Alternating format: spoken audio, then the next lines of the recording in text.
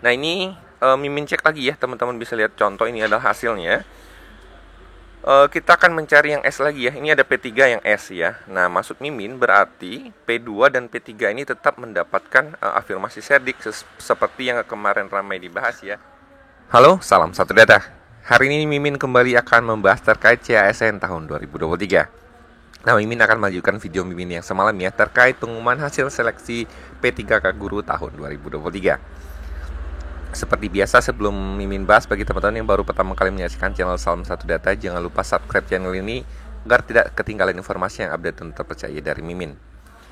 Nah, hari ini ada kabar gembira dari teman-teman ya untuk P3K Guru ya. Mimin bahas ini adalah rilis dari teman-teman BKN, yaitu hasil P3K Guru 2023 terjadwal sudah diumumkan. Terpantau hingga pagi ini sudah ada 116 instansi berstatus sudah pengumuman. Silakan sobat BKN cek pengumuman instansi atau cek di portal SSCN secara berkala. Nah, ini disampaikan teman-teman BKN ya beberapa jam yang lalu. Kemudian Mimin contohkan di sini ya, salah satunya adalah dari teman-teman Rembang ya, Pemkab Rembang. Jadi kalau teman-teman lihat, Pemkab Rembang itu sudah memposting per hari ini ya, tanggal 22 Desember. Hasil seleksi P3K Guru Pemkab Rembang 2023. Nah, di sini teman-teman akan menemukan beberapa file ya, yang ini yang akan Mimin bahas di hari ini. Yang pertama adalah pengumuman hasil ya, ini sudah Mimin download. Kemudian yang kedua adalah lampiran yang berisi daftar nama dan nilai. Kemudian lampiran 2 dan 3 ini juga teman-teman download, ini berisi surat pernyataan dan syarat-syarat lain yang telah ditentukan oleh SSCASN dan di teman-teman BKD dan BKBSDM tentunya. Nah, ini yang akan kita bahas ya di sini, pengumuman hasil. Nah, di sini pengumuman hasil itu surat nomenklatur ya dari teman-teman. Mimin hanya akan mengambil di poin yang ketiga ya, karena ini adalah poin yang kita akan lihat. Kemudian ini adalah lampiran hasilnya ya. Jadi kalau teman-teman lihat, ini adalah lampiran hasil untuk Pemkab Rembang. Instansinya adalah Dinas Pendidikan ya. Ini berarti untuk guru, jenis formasi umum. Ini salah satu contohnya adalah untuk guru agama Islam ya, Mapel agama Islam. Jadi di sini ada ketentuannya, jumlah formasi, jumlah peserta hadir ya. Kemudian nilai tertinggi, dan di sini ada nilai terendah ya. Jumlah yang lolos itu 94 dari total peserta 108. Nah, di sini Mimin kita akan membahas terkait bagaimana hasilnya ya. Jadi kalau teman-teman lihat di sini ya. Misalnya Mimin contohkan saja di sini untuk Bu Siti Mutmainah ya. Status beliau itu adalah P1, jelas ya. P1 itu memang pelamar prioritas yang akan ditaruh duluan ya, terlepas dari nilainya berapa. Misalnya di sini nilainya min kok cuma 490. Ingat, beliau ini adalah statusnya P1 ya. Pasti beliau ini adalah prioritas pertama.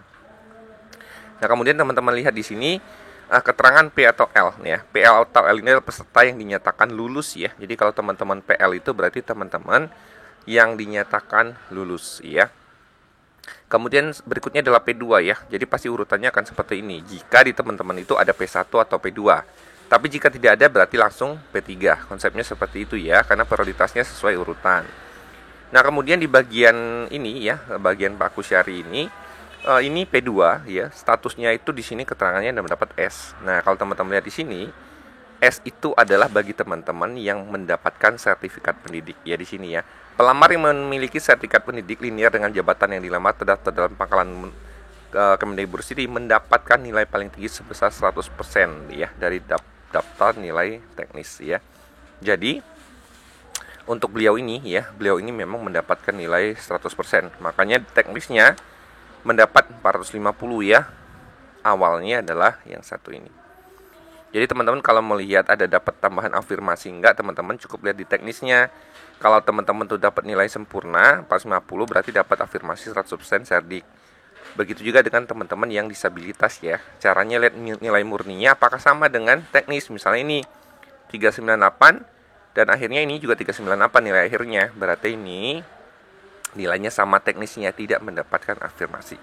Jadi kalau teman-teman lihat di sini, S ini adalah bagi teman-teman yang mendapat serdik ya. Jadi penjelasannya sama. Kita coba lihat yang lain ya, sampai yang terakhir. Ini masih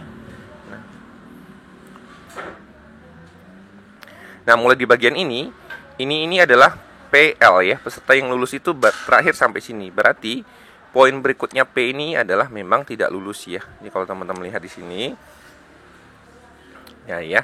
Berdasarkan hasil kelulusan bagaimana dimaksud pada angka 1, peserta yang lulus seleksi pengadaan pegawai pemerintah dengan pegawai kerja untuk jabatan fungsional guru di Kabupaten Rembang tahun 2003 adalah peserta dalam melimpahkan penghuni diberikan keterangan PL, ya.